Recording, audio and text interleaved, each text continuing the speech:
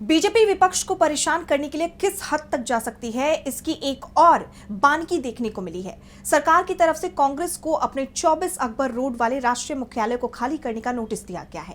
साथ ही यूथ कांग्रेस के दफ्तर के लिए भी यही नोटिस दिया गया है, जिसे लेकर पार्टी का गुस्सा फूट पड़ा है और अब वो इसको लेकर कानूनी लड़ाई लड़ने की तैयारी कर रही है। तो क्या है ये पूरी खबर, जानेंगे इस रिपोर्ट में। एक बार फिर कांग्रेस और केंद्र सरकार के बीच टकराव बढ़ता दिख रहा है। स्टेट डिपार्टमेंट ने कांग्रेस को दिल्ली स्थित उसके दो सबसे अहम कार्यालयों को खाली करने का नोटिस जारी किया है। इनमें से एक पार्टी का राष्ट्रीय मुख्यालय है और ये दो भवन हैं। 24 अकबर रोड ये कांग्रेस का राष्ट्रीय मुख्यालय है, जो 1978 से पार्टी की गतिविधियों का केंद्र रहा है, और दूसरा है 5 रायसीना रोड। यहाँ भारतीय युवा कांग्रेस यानी इंडियन यूथ कांग्रेस का कार्यालय स्थित है। स्टेट डिपार्टमेंट ने इन कार्यालयों को खाली करने के लिए 28 मार्च तक का समय दिया है। कांग्रेस ने इस कार्रवाई को लोकतंत्र पर हमला बताया।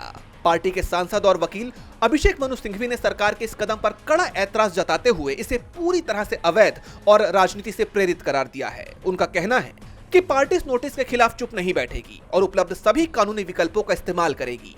24 अकबर रोड का कार्यालय कांग्रेस की विरासत का एक अहम हिस्सा है और इसके खिलाफ की गई कार्रवाई के विरुद्ध हम अदालत का दरवाजा खटखटाएंगे। कांग्रेस के सांसद प्रमोद तिवारी ने बीजेपी सरकार की मंशा पर सवाल उठाते हुए कहा कि मौजूदा सरकार लोकतांत्रिक तरीके से काम नहीं कर रही है।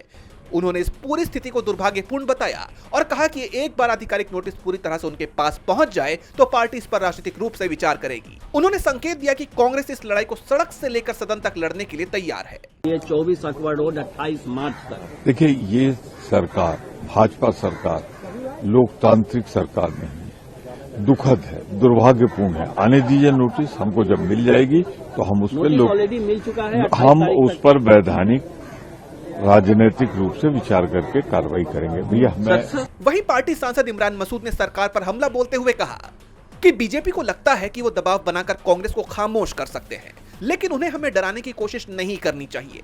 क्या बीजेपी ने अपने पुराने कार्यालयों को खाली किया है? सरकार ईरान युद्ध जैसे इंटरनेशनल मुद्दों से जनता का ध्यान भटकाने के लिए इस तरह के नोटिस भेजकर विपक्ष को निशाना बना रही है। देखिए, सरकार दबाव में लेना चाहती है। वो सोचती है कि कांग्रेस की आवाज को बंद कर देंगे। कांग्रेस की आवाज देश की आवाज है, ये बंद नहीं होगी।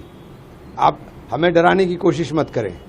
क्या आपने 11 अशोक रोड खाली करा लिया? भारतीय जनता पार्टी का कार्यालय है।